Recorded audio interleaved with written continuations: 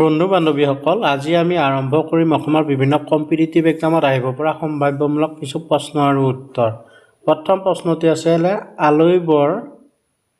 আলৈবৰ যুদ্ধ কাৰ কাৰ মাজত হৈছিল? অপশ্যন ক আছে অসমীয়া সৈনিক আৰু মোগল, অপশ্যন ক আছে অসমীয়া সৈনিক আৰু ৰাজপুত, অপশ্যন গ আছে অসমীয়া সৈনিক আৰু কোচ সৈন্য, অপশ্যন ঘ আছে উপৰোক্ত এটাও নহয়। ইয়াৰে শুদ্ধ উত্তৰটো হৈছে অপশ্যন ক শুদ্ধ উত্তৰ। অসমীয়া সৈনিক আৰু মোগলসকলৰ মাজত আলৈবৰ যুদ্ধ সংঘটিত হৈছিল। এতিয়া আমি আগবাঢ়িছোঁ আন এটি প্ৰশ্নলৈ। মূলা গাভৰুৱে কাৰ বিৰুদ্ধে যুদ্ধ কৰি মৃত্যুবৰণ কৰিছিল? ইয়াতে অপশ্যন চাৰিটা দিছিলে। অপশ্যন ক আছে দেদচুং, অপশ্যন ক আছে মিৰ্জুমলা, অপশ্যন গ আছে তুৰ্বক, অপশ্যন গ আছে মিৰ্জি নাথান।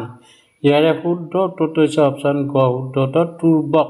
মূলা গাভৰুৱে তুৰ্বকসকলৰ বিৰুদ্ধে যুদ্ধ কৰি মৃত্যুবৰণ কৰিছিল। এতিয়া আমি আগবাঢ়িছোঁ আজি আন এটি প্ৰশ্নলৈ। ভাৰতীয় আন্দোলনৰ এক বিখ্যাত চৰিত্ৰ ৰাণী গাইডলিনেও কোন জনজাতিৰ আছিল? অপশ্যন ক আছে লালুং, অপশ্যন ক আছে নগা, অপশ্যন গ আছে কছাৰী, অপশ্যন ঘ আছে কাৰ্বি। ইয়াৰে শুদ্ধ উত্তৰটো হৈছে অপশ্যন খ শুদ্ধ উত্তৰ নগা। এতিয়া আমি আগবাঢ়িছোঁ আজি আন এটি প্ৰশ্নলৈ। কোনজন ৰজাৰ ৰাজত্বকালত কছাৰী ৰাজ্যৰ প্ৰধান অংশটো আহোমসকলে দখল কৰিছিল? অপশ্যন ক আছে চুকাম্ফা, অপশ্যন ক আছে চুটিম্ফা, অপশ্যন গ আছে ৰুদ্ৰসিংহ, অপশ্যন ঘ আছে চুহুংমুং। ইয়াৰে শুদ্ধ উত্তৰটো হৈছে অপশ্যন ঘ শুদ্ধ উত্তৰ চুহুংমুং। চুহুংমুং ৰজাৰ ৰাজত্বকালত কছাৰী ৰাজ্যৰ প্ৰধান অংশটো আহোমসকলে দখল কৰিছিল। এতিয়া আমি আগবাঢ়িছোঁ আজি আন এটি প্ৰশ্নলৈ। দৰং দেশ কাৰ দ্বাৰা পৰিচালিত? ইয়াতে অপশ্যন চাৰিটা আছে। অপশ্যন ক আছে মোলাল ঘাইন, অপশ্যন খ আছে বৰবৰুৱা, অপশ্যন গ আছে শদিয়া খোৱা গোহাঁই, অপশ্যন ঘ আছে দৰঙী ৰজা। ইয়াৰে শুদ্ধ উত্তৰটো হৈছে দৰঙী ৰজা। দৰং দেশ দৰঙী ৰজাৰ দ্বাৰা পৰিচালিত। এতিয়া আমি আগবাঢ়িছোঁ আন এটি প্ৰশ্নলৈ। দাস্য ভাৱ কাৰ দ্বাৰা গ্ৰহণ কৰা হৈছিল? অপশ্যন ক আছে মাধৱদেৱ, অপশ্যন খ আছে চণ্ডীবৰ, অপশ্যন গ আছে শংকৰদেৱ, অপশ্যন ঘ আছে খেৰসুতীয়াই। ইয়াৰে শুদ্ধ উত্তৰটো হৈছে অপশ্যন গ শুদ্ধ উত্তৰ শংকৰদেৱ। এতিয়া আমি আগবাঢ়িছোঁ আজি আন এটি প্ৰশ্নলৈ। কিংবদন্তি অনুসৰি খুং-লাং আৰু খুং-লাই কাৰ নাতি আছিল? অপশ্যন ক আছে লেনডন, অপশ্যন খ আছে চুকাফা, অপশ্যন গ আছে চাও তাই ফুং, অপশ্যন ঘ আছে ওপৰৰ এটাও নহয়। ইয়াৰে শুদ্ধ উত্তৰটো হৈছে অপশ্যন ক শুদ্ধ উত্তৰ লেনডন। এতিয়া আমি আৰম্ভ কৰিছোঁ আন এটি প্ৰশ্ন। চিনাগিৰি ঘৰ উদযাপন প্ৰথমে কাৰ দ্বাৰা অনুষ্ঠিত কৰা হৈছিল? ইয়াতে অপশ্যন চাৰিটা আছিলে। অপশ্যন ক আছে চুহুংমুং, অপশ্যন খ আছে চেতাওফা, অপশ্যন গ আছে গদাপাণি, অপশ্যন গ আছে চুকাফা। ইয়াৰে শুদ্ধ উত্তৰটি হৈছে গদাপাণি।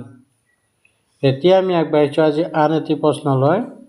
কোন ঠাইত আহোমসকলে মোগলৰ বিৰুদ্ধে প্ৰথম যুদ্ধ কৰিছিল? অপশ্যন ক আছে ইটাখুলি, অপশ্যন খ আছে ভৰালি, অপশ্যন গ আছে শৰাইঘাট, অপশ্যন ঘ আছে যোগীঘোপা।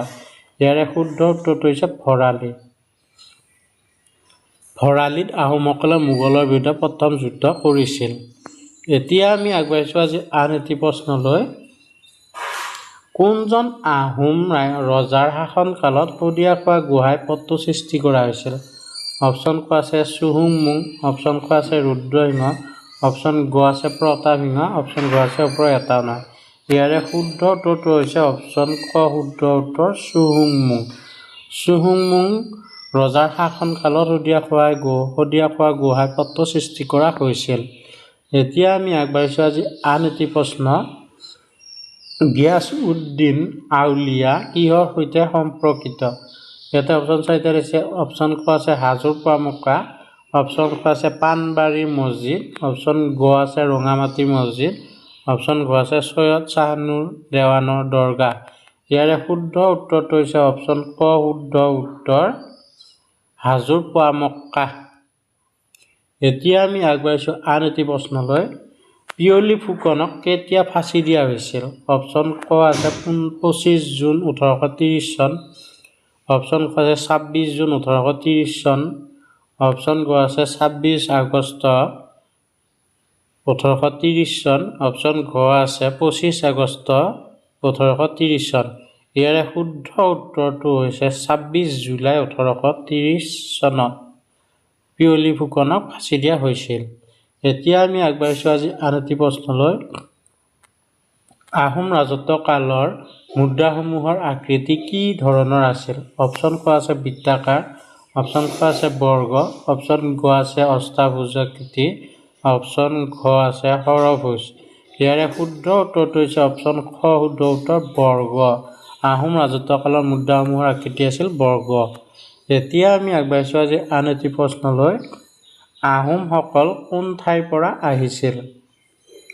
অপশ্যন ক বাৰ্মাৰ লাচিও, অপশ্যন খ আছে থাইলেণ্ড চিয়েংমাই, অপশ্যন গ আছে চিয়েং নোৱাং, অপশ্যন ঘ আছে চীনৰ মংমাও।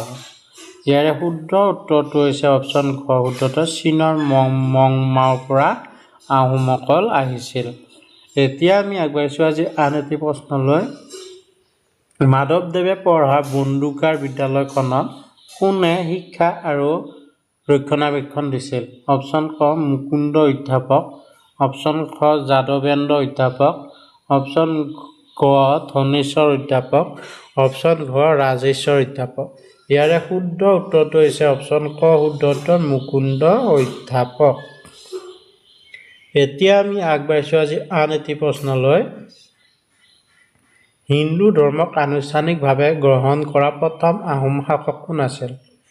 অপশ্যন ক আছে জয়াদিত্য সিংহ, অপশ্যন খ আছে জয়ধ্বজ সিংহ, অপশ্যন গ আছে প্ৰমত্ত সিংহ, অপশ্যন ঘ আছে প্ৰতাপ সিংহ।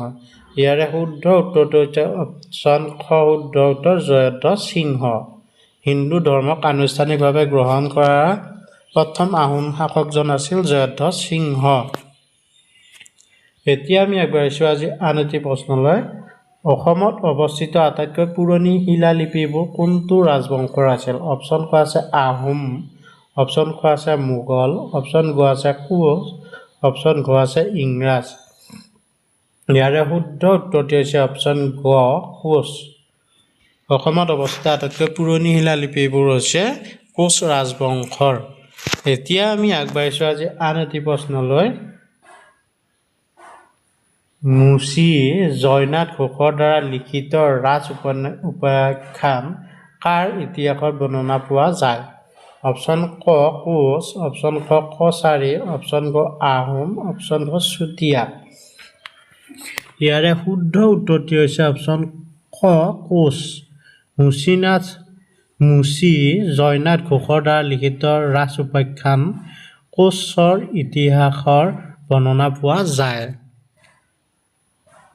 বন্ধু বান্ধৱীসকল, আজি ভিডিঅ'টি ইমানলৈকে সমাপ্ত কৰা হৈছে।